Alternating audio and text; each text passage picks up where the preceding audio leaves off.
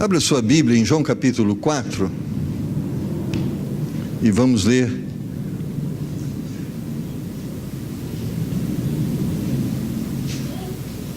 versículo de número 10. João capítulo 4 e verso de número 10. O que diz a palavra de Deus? Jesus respondeu e disse-lhe: se tu conheceras o dom de Deus e quem é o que te diz, dá-me de beber, tu lhe pedirias e ele te daria água viva. Querido Pai, tua palavra foi escrita para que através dela nós pudéssemos te conhecer e conhecer o teu plano maravilhoso para as nossas vidas. Então, Pai, que o teu Espírito possa torná-la compreensível ao ponto de nos levar às decisões que precisamos tomar. Usa a minha vida, unge os meus lábios e os ouvidos dos meus irmãos. E eu peço isso em nome de Jesus. Amém. Nós vivemos em um mundo de informação. Isto é verdade. Em qualquer lugar onde se tem um sinal da internet, se acessa qualquer tipo de informação em qualquer lugar do mundo. Mas nós podemos perceber, irmãos, mas apesar de toda esta rede de informação, muitas pessoas ainda não conhecem Jesus Cristo. Não que não conheçam este nome, não que não ouviram falar acerca desse nome, mas não conhecem Jesus da forma e na forma que Ele é. E é interessante que cada vez mais parece que as outras coisas, as outras informações vão sufocando esta revelação ao ponto dela se tornar cada vez mais difícil de ser reconhecida, notada. É verdade. Por exemplo, nós estamos na véspera de celebrar o Natal. E é muito comum, se você perguntar às crianças o que elas pensam do Natal, muitas delas vão dizer Papai Noel. Muitas das famílias vão lembrar de árvore de Natal. Era muito comum nas famílias tradicionais do passado ainda se ter um memorial desse dia, se fazia muitos presépios, lembra? Onde a figura de Maria, de José, do menino Jesus, né? Era uma mensagem que em muitas casas se tinha. E hoje parece que até a cultura do presépio está esquecida. É interessante que a semana passada foi inaugurada a árvore de Natal lá do Ibirapuera. Então muitas pessoas foram lá para ver a árvore de Natal. Mas quando a gente fala, e Jesus?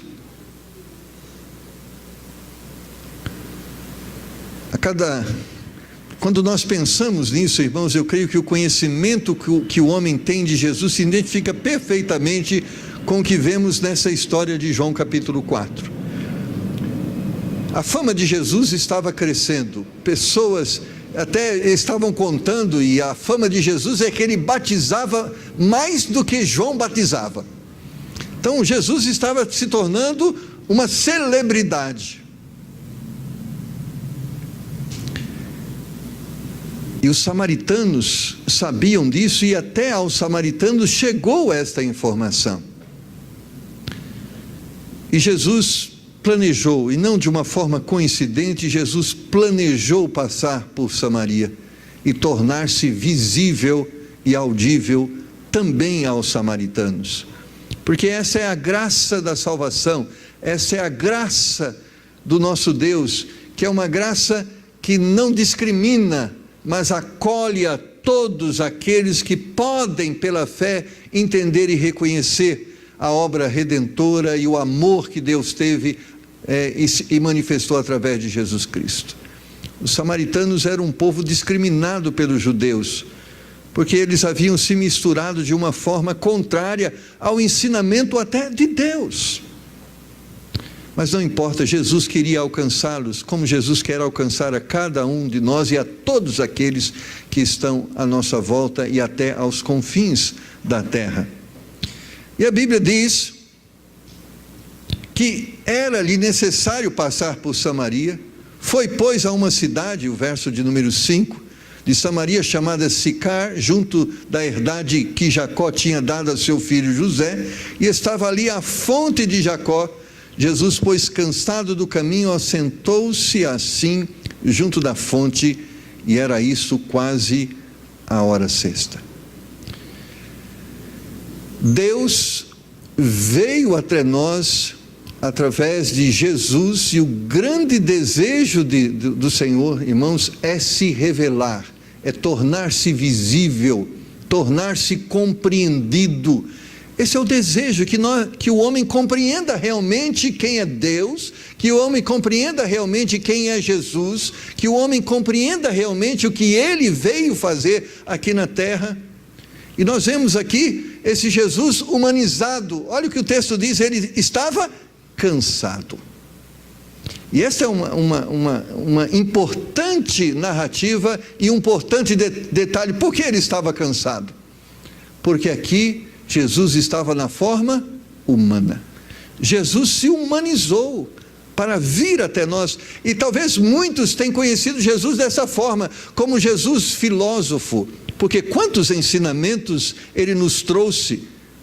E o mundo mudou depois de Jesus, por isso nosso calendário é antes de Cristo e depois de Cristo. Ele revolucionou não só a religião, mas a forma como as pessoas concebem a religião e até a vida. Mas é interessante pensarmos, por que ele veio na forma humana? Para ser filósofo? Não. Para ser um curador? Quantos milagres ele operou? Para ensinar-nos humildade pelo fato de ter ele nascido numa manjedoura? Tudo isso é importante e tudo isso são ensinamentos preciosos, mas ele se humanizou. E por que ele se humanizou? Para tornar possível a obra redentora de Cristo, que exige que o pecador seja responsabilizado pelo seu pecado e sofra as consequências do seu delito. E por que ele se humanizou? Para tornar possível a substituição, ou seja, ele só poderia nos substituir nas consequências que recebemos por causa do nosso pecado, se ele houvesse se humanizado. Ou seja, por causa do nosso pecado, irmãos, a Bíblia nos ensina, nos mostra que nós sofremos em 3 áreas específicas, que estão relacionadas à mesma consequência do pecado. Paulo diz, nós vemos a narrativa de Gênesis que diz que o salário do pecado é a morte. A consequência do nosso pecado é a morte, e morte na Bíblia não significa fim, acabou, enterrou. Não, a morte na Bíblia significa separação. Porque a nossa composição, nós somos corpo, alma e espírito. Nossa alma e espírito provém de Deus. Deus nos deu, é imaterial. É algo que veio pelo sopro de Deus nas nossas narinas. Mas nós também somos carne, nós viemos do pó. E o pó, um dia, da mesma forma que ele surgiu, a Bíblia diz que os elementos ardendo se desfarão. Mas existe algo em nós que veio de Deus e é eterno. A nossa alma é eterna, porque provém do Deus eterno. Então o pecado provoca morte. Morte significa o quê? Fim? Não. Morte significa separação. Quando Adão e Eva pecaram no jardim do Éden, eles, como consequência, foram separados de Deus, expulsos do paraíso. Então, a primeira consequência do nosso pecado é a morte espiritual, ou seja, separação de Deus, por causa do pecado. Por quê? Porque o Deus que é amor é um Deus santo, e porque Ele é santo, Ele não tem comunhão com o pecado, logo, Ele não tem comunhão com o pecador. O Deus que é amor, que é santo, também é justo, e porque Ele é justo, Ele exige que aqueles que pecam sejam responsabilizados pelos seus pecados, e Ele diz que a consequência do pecado é o inferno, é o lago de fogo, a morte eterna. Então a primeira consequência é a morte espiritual, mas também por causa do pecado houve outra consequência, a morte física. Nós morremos hoje, e nós estamos limitados por Deus a vivermos no máximo 120 anos. Deus determinou que a nossa vida está limitada a 120 anos, e por causa do quê? Por causa do pecado. Você já pensou algum dos nossos políticos vivendo 1000 anos? Meu Deus! Os criminosos, Deus falou, olha, a maldade do homem é tão grande que não vai viver mais do que 120 anos. E o que passar de 70 anos vai ser enfado e canseira. E tudo isso, irmãos, por causa do pecado. Mas também há uma terrível consequência, que é a separação eterna, que é o lago de fogo. Por causa do pecado, o homem morre espiritualmente, está separado de Deus. Por causa do pecado, o homem morre fisicamente. E por causa do pecado, o homem está condenado a morrer eternamente. E tudo isso significa morte, separação. A separação eterna de Deus, a separação do corpo da alma, o corpo desce à sepultura e o espírito vai comparecer diante de Deus, e a separação hoje, se o homem está em pecado, do próprio Deus, da comunhão com Ele. Por que Deus se humanizou? Porque Deus, através do seu amor, planejou, eu tenho que salvar o homem. Eu quero salvar o homem. E o problema, irmãos, é que para salvar o homem tem um problema da justiça, que Deus exige que o culpado seja responsabilizado pelo seu delito. Tem um problema da santidade, que Deus não tolera e não aceita o pecado. Apesar de Deus ser amor, Ele não pode anular o seu caráter de justiça, não pode anular o seu caráter de santidade. Então a única forma de libertar o homem desta prisão, desta condenação, qual foi? Não podia mudar a lei, não podia alterar o seu caráter. A única forma foi substituir o homem na sua sentença. Ou seja, a única forma de salvar é que Jesus precisava morrer espiritualmente, morrer fisicamente, e morrer no sentido eterno, no sentido sofrer as consequências da morte eterna. Então Jesus se humaniza para que isso seja possível, porque na sua forma divina Ele não poderia morrer fisicamente. Na sua forma divina, Ele não poderia sofrer as consequências da morte espiritual e da morte eterna, do lago de fogo, do inferno. E a Bíblia diz que Jesus se humanizou, e aqui mostra claramente, Ele estava cansado, com sede, porque aqui, apesar de Jesus ser Deus e 100% Deus, estava também Jesus na forma humana, e Ele era 100% humano. E porque Ele é 100% humano, Ele pôde nos substituir, porque lá na cruz Ele sofreu do nosso lugar. Ele sofreu a morte física. A Bíblia diz que a cruz o levou à sepultura, Ele morreu. A Bíblia diz que também Ele sofreu a morte espiritual, em um momento quando Ele estava ali, quando Ele recebia os nossos pecados, Ele clama ao Pai e diz, Deus meu, por que me desamparaste? E naquele momento Ele viveu a solidão do Pai, porque Ele estava recebendo os nossos pecados, e não poderia desta forma manter comunhão com o Pai, por causa dos pecados que estavam sobre Ele. Mas a Bíblia diz que depois da sua morte, Ele desceu ao inferno, e também foi ao inferno no nosso lugar.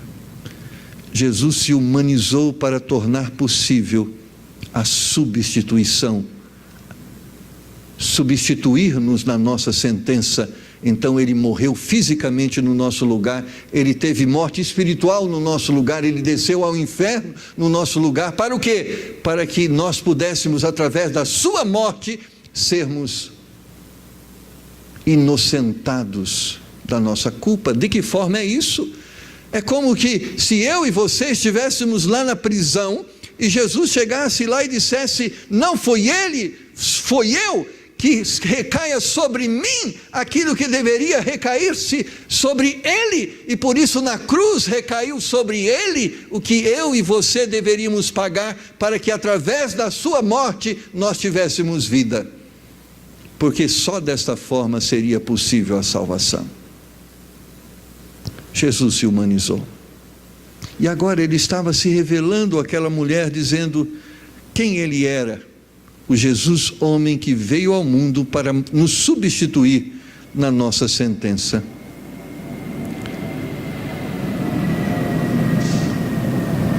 E ele chegou à mulher, ele disse: dá-me de beber.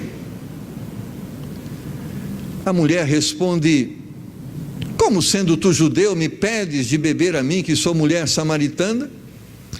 Ela não entendia a possibilidade desta comunhão, e aqui nesse ponto é importante que a salvação se revela a todos, não importa sua nacionalidade, não importa sua classe social, porque não importa quem nós somos, todos nós somos pecadores. O pobre é tão pecador quanto o rico, o brasileiro é tão pecador como o europeu. Todos nós somos igualmente pecadores, e porque somos pecadores estamos separados de Deus. Porque estamos separados de Deus, a única forma de sermos salvos é através de Jesus Cristo. Talvez você diga assim: ah, pastor, eu não sou tão pecador quanto fulano de tal, eu não sou tão pecador como ciclano de tal. Talvez você realmente não seja tão pecador quanto ciclano de tal ou fulano de tal, mas isso não faz de você uma pessoa perfeita, porque apesar de você não ser tão pecador quanto fulano de tal, você é pecador, e o que nos afasta do céu não são a quantidade dos nossos pecados, mas o que nos afasta do céu é o nosso pecado. E se você é pecador, você está separado de Deus, não importa em que proporção, porque no céu não entra pecado, e se não entra pecado, não entra pecador, e por isso a salvação é para todos, e também para a mulher samaritana, para o povo discriminado e que discriminava, é para o pobre, é para o rico, é para a pessoa socialmente estabelecida, é para a pessoa intelectualmente conhecedora. Não importa quem você seja, você é pecador, então você precisa ser de Jesus Cristo, e por isso Jesus veio para você.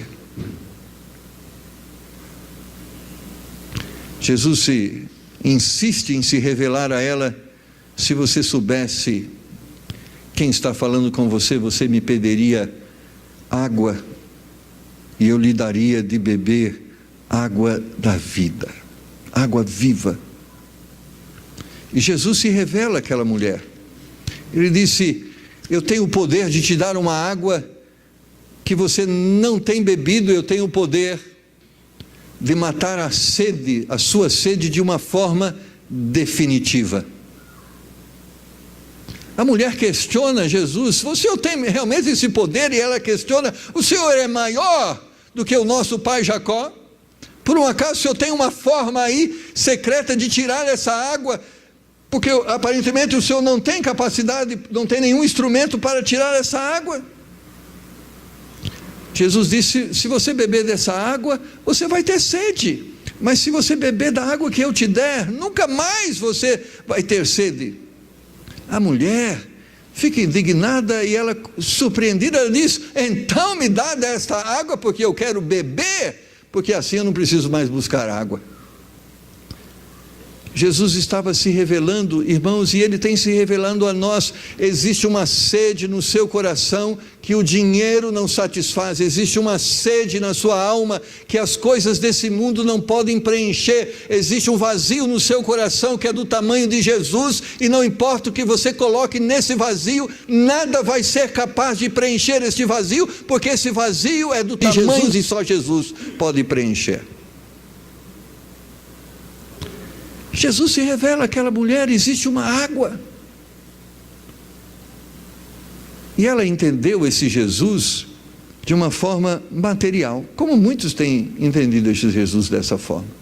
Poxa, Jesus é Filho de Deus, Jesus é o Todo-Poderoso, Jesus tem todo o poder, logo, opa, os meus problemas financeiros estão resolvidos, opa, agora não tem mais problema com enfermidade, agora eu tenho casa, agora eu tenho carro, agora eu tenho palácio, agora eu tenho vida abundante, esse Jesus é poderoso, porque é assim que essa mulher concebeu Jesus. Você é a solução do meu problema, eu tenho que buscar água nesse cântaro pesado e levar daqui até a minha casa, se o Senhor me dá dessa água, meus problemas com água estão resolvidos.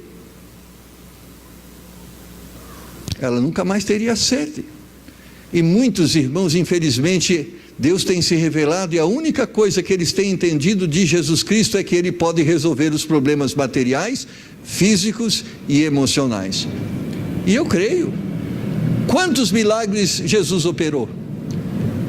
Através do seu poder, paralíticos andaram, através do seu poder, cegos passaram a ver, através do seu poder, leprosos foram purificados, através do seu poder, não importa a enfermidade que aquelas pessoas tinham, elas eram curadas, através do seu poder, pessoas que morreram foram ressuscitados. É inquestionável o fato que Cristo tem poder sobre a vida e sobre a morte. Ah, mas Deus não está preocupado com este seu problema. Porque não importa se estamos enfermos ou saudáveis, não importa se somos ricos ou pobres, não importa se temos casa ou palácio, não importa se andamos de bicicleta ou de ônibus ou de carro, porque o que importa é que existe uma eternidade. Nós vamos viver no máximo 120 anos, e depois de 120 anos vamos adentrar a eternidade, e Deus está preocupado com o futuro da sua alma. E a mulher estava preocupada com o problema de levar água para casa. Se você soubesse quem está falando com você. E é interessante, Jesus queria mostrar a necessidade real que aquela mulher tinha. E surge uma pergunta inusitada. Jesus estava com sede, a mulher estava ali com o seu cântaro para tirar água. Jesus pede a ela, dá-me de beber. Ela questiona essa comunhão, essa possibilidade de comunhão, porque Jesus era judeu, ela era samaritana. Jesus tenta se revelar a ela não estava entendendo, e Jesus então surge uma pergunta ou um pedido: chama o teu marido e vem cá. Rapaz, o que tem o marido a ver com isso? Jesus só queria beber, a mulher tirava a água, mas ele chama o teu marido. Uma pergunta esquisita que tinha um propósito. Não sei se o marido foi lá, ou se um dos maridos foi lá, porque ela responde: não tenho marido. Jesus dissesse bem, não tenho marido, porque tivesse 5 maridos, e o que agora tens não é teu marido. Isso disseste a verdade. Traz o seu marido. Ela diz: não tem. Ela falou: disseste bem, porque você já casou 5 vezes, e agora tu é adúltera, porque o homem que você tem nem seu é. Mas, meu amado, o que tem a ver o marido com essa situação? A água da vida. Jesus certamente estava querendo ensinar aquela mulher uma coisa, ou dentre as coisas, também uma coisa.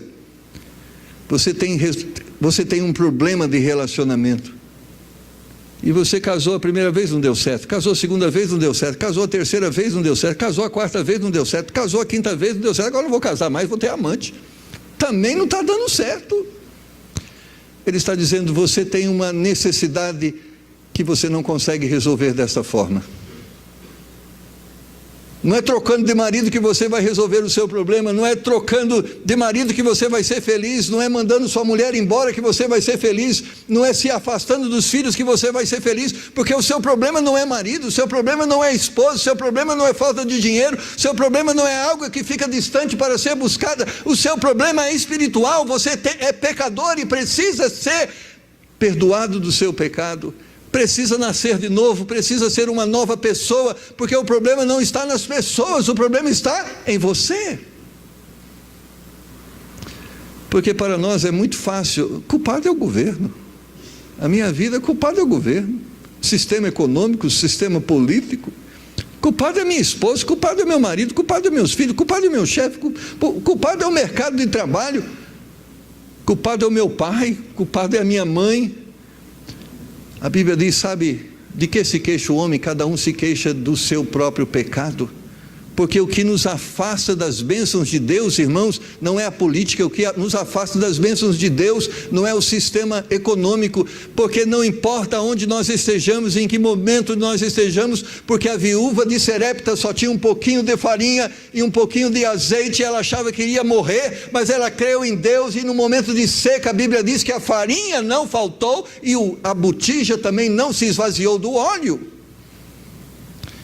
porque o problema são os nossos pecados, e é por isso que Jesus veio. E quando nós entendemos a razão da vinda de Jesus Cristo, e nós compreendemos o poder que Ele tem de nos libertar de todo mal, de todo pecado que está destruindo a nossa vida, destruindo o nosso corpo, destruindo a nossa família, destruindo a sociedade que está à nossa volta, quando nós compreendemos tudo isso, então se cumpre aquilo que o salmista diz no Salmo de número 1, tudo então se tornará próspero, porque o pouco com Deus se torna muito, porque a vida com Cristo passa a ter um sentido, e não importa se somos pobres ou ricos, enfermos ou sadios, quando nós temos Cristo, nós temos tudo o que precisamos, e quando nós temos tudo o que precisamos, nós temos a vida, e se renova em nós o sentido da vida. Tiveste 5 maridos, e o que tens agora não é teu. Jesus estava dizendo a ela, a água que você precisa beber, não é a água que você tira dessa botija, é a água que desce do céu para o seu coração. E é esta água, irmãos, que Jesus veio proporcionar a oportunidade de que nós venhamos a beber dela, que nós venhamos a tomar desta água, água que salta para a vida eterna.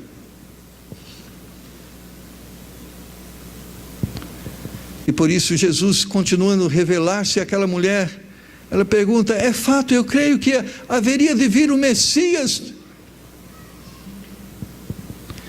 eu tenho adorado esse Messias, eu tenho buscado essa religiosidade, e agora Jesus está questionando não mais a compreensão, mas questionando a religiosidade. Ela dizia, eu tenho aprendido a adorar esse Deus, os judeus adoram de uma forma, nós samaritanos adoramos de outra forma, e agora o Senhor está me dizendo, como eu devo te adorar? E Jesus diz, mas a hora vem, agora é que os verdadeiros adoradores adorarão o Pai em espírito e em verdade, porque o Pai procura a tais que assim o adorem. No Natal eu lembro de Jesus, no Natal eu agradeço Jesus, no Natal eu reconheço Jesus, mas Jesus fala, a forma de você me reconhecer e dizer que realmente está compreendendo quem eu sou e o propósito que eu tenho, exige que esta comunhão seja em espírito e em verdade, ou seja uma comunhão nossa com Deus, uma comunhão do coração, do profundo do nosso coração com Deus e em verdade, ou seja, fruto de uma perfeita compreensão. Porque há muitas pessoas que vão celebrar o Natal, o nascimento de Jesus. Algumas vão celebrar se embriagando, outras vão celebrar adulterando, outras vão celebrar fornicando, outras vão celebrar comendo, mas Jesus diz que essa adoração precisa ser em espírito e em verdade. Uma comunhão perfeita com o Pai, fruto de uma compreensão plena do verdadeiro sentido do Natal. Então essa reflexão, irmãos, nesta noite, eu gostaria que você pensasse, que Deus está querendo revelar-se a você, que Deus quer que você o conheça verdadeiramente, para que você possa, em conhecendo, segui-lo, em conhecendo, servi-lo, em conhecendo, reconhecê-lo como Salvador da sua vida. Tudo isso que tem sido feito aqui nesse culto tem esse propósito, que você conheça verdadeiramente quem é Jesus e que possa ter uma comunhão espiritual com Ele, e que essa comunhão seja fruto de uma compreensão acerca desta verdade que Ele significa. E a Bíblia narra a história, e ela encerra a história que essa mulher, percebendo que Jesus era aquilo que ela não tinha compreendido ainda que Ele era, e ela teve essa perfeita compreensão. Ele é o profeta, Ele é o Messias, Ele é o enviado de Deus, Ele veio me salvar, Ele veio me perdoar, Ele veio me dar uma nova vida. Ela ficou tão alegre, ela chegou para os seus parentes e seus amigos: eu conheci, tenho conhecido o Messias, aquele que tem falado sobre o que eu realmente preciso, aquele que tem falado a realidade da minha vida, o meu verdadeiro problema. Venham ouvir Ele. E eles foram até lá, ouviram Jesus, e em nenhum momento eles disseram: não é mais pelo seu dito, por aquilo que você fala, nós verdadeiramente também temos entendido e reconhecido que este é verdadeiramente o Filho de Deus. Porque a minha fé não salva a sua vida. Porque aquela mulher entendeu quem era Jesus, mas ela não podia salvar a sua família. As pessoas precisavam também conhecer esse Jesus, e ela vai e anuncia aos outros aquilo que ela aprendeu, aquilo que ela viu, e os outros também puderam reconhecer e também se submeterem a Cristo, testemunhando da sua fé. E por isso, hoje à noite, é o dia que Cristo quer se revelar a você, e quer que você possa, ao entender, dizer: eu creio que o Senhor é o Messias, eu creio que o Senhor é o Salvador do mundo, eu creio que o Senhor morreu na cruz por causa dos meus pecados. Nestas rápidas palavras, quando eu falo rápido, porque para falar de Jesus e toda essa história, eu sei que demandaria muito mais tempo do que nós temos usado, mas eu creio que o Espírito Santo pode tornar esses minutos suficientes para que você entenda hoje que você é pecador e que você precisa de um Salvador, e que esse Salvador se chama Jesus Cristo. E se você entende que esse Salvador se chama Jesus Cristo, é o seu Salvador, então nós vamos celebrar o Natal de uma forma verdadeira. Não nos 25 de dezembro, mas vamos celebrar o Natal porque quando nós cremos em Jesus, nascemos para uma nova vida. E é isto que é o Natal, uma nova vida. É isso que é o Natal, o perdão dos nossos pecados. É isso que é o Natal, a vida eterna possível através de Jesus Cristo. E quando nós entendemos dessa forma, o Natal é um tempo de celebração, é um tempo de alegria, porque quando nós entendemos dessa forma, o Natal será frustrante, porque não te dará o presente que você almeja, a ceia não vai ser, por mais perfeita que seja, tudo aquilo que você gostaria que fosse, mas se você entende que Natal é Jesus, você vai entender a plenitude desta bênção, ao ponto de entender que eu não preciso de mais nada, a não ser de Jesus, porque Jesus me é suficiente. Que nessa noite Deus possa se revelar a você e tornar-se conhecido por você, ao ponto de você decidir segui-lo, servi-lo. Abaixe sua cabeça, vamos orar.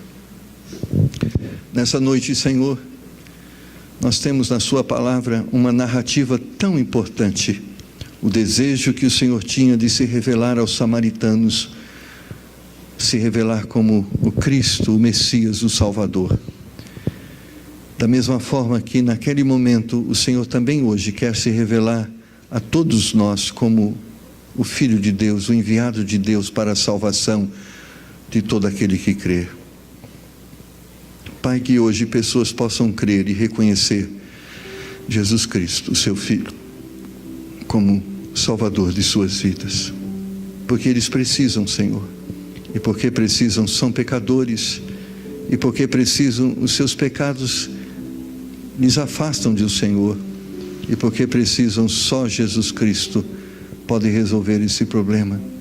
Por isso Jesus disse: eu sou o caminho, a verdade e a vida, ninguém vai ao Pai a não ser por mim, ninguém pode ir para a eternidade a não ser por Jesus Cristo. O Senhor afirma isso na sua palavra, e isto é verdade, porque ninguém pode adentrar a eternidade sem que antes tenha sido perdoado dos seus pecados, e ninguém pode ser perdoado a não ser por Jesus Cristo e pelo seu sangue vertido na cruz. Que que o teu Espírito agora esteja convencendo aquele que ainda não se rendeu, que não reconheceu, que não aceitou, e que hoje seja um dia de salvação. Seus olhos fechados, sua cabeça curvada. Você e Deus, você entendeu hoje que Jesus é o Filho de Deus que veio a esse mundo para morrer na cruz no seu lugar, e você gostaria de reconhecê-lo como seu Salvador? Levante a sua mão, eu quero orar com você. Pastor, ore por mim. Nessa noite, eu entendi e eu quero reconhecer Jesus Cristo como meu Salvador. Há alguém? Há alguém. Talvez você já é um salvo, já tenha entendido Jesus Cristo como Salvador, mas você gostaria de, nesse momento, dizer: Senhor, eu quero realmente servi-lo mais do que eu tenho servido, testemunhando a outros como aquela mulher. Eu quero falar a outros aquilo que o Senhor tem feito na minha vida, porque eu quero que outros como eu possam também ter e reconhecer o Senhor como Salvador de suas vidas. Então levanta a sua mão. Pastor, ore por mim. Eu gostaria que eu tivesse uma bênção como essa mulher teve, de ser uma anunciadora da salvação e ver meus parentes, meus amigos também entenderem e reconhecerem Jesus como Salvador. Amém. Pai, o Senhor viu e vê cada pessoa, cada mão, que agora, Senhor, o Senhor possa usar nossas vidas, a partir do momento que já temos entendido, que possamos levar esse entendimento a outras pessoas, para que também elas possam perceber e chegarem até o Senhor e puderem conhecer o Senhor como Deus e Jesus Cristo, seu Filho, como Salvador. Nos ajuda, Senhor, nesse Natal, a sermos como a mulher samaritana, aquela que levou as boas novas. Que sejamos então nesse Natal portadores de boas novas àqueles que estão perdidos. Usa as nossas vidas, Senhor, te pedimos, em nome do Senhor Jesus. Amém.